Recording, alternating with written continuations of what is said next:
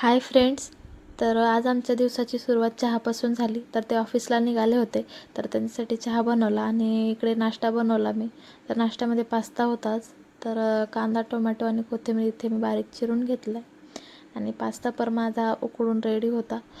तर मग कढईत तेल ठेवलं होतं मी. तर त्या तेलामध्ये मी मस्त असा कांदा टाकला बारीक चिरून आणि कांदा मस्त फ्राय झाला की मग टोमॅटो टाकला. तर कांदा आणि टोमॅटो इकडे फ्राय होतात.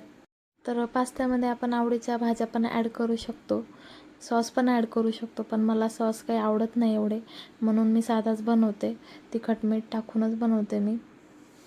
तर माझा पिल्लूला एवढं काही आवडत नाही पास्ता, पण तरी पण मी नाश्त्यात बनवते कधी कधी. तर इकडे मी मस्त असं फ्राय करून घेतलं.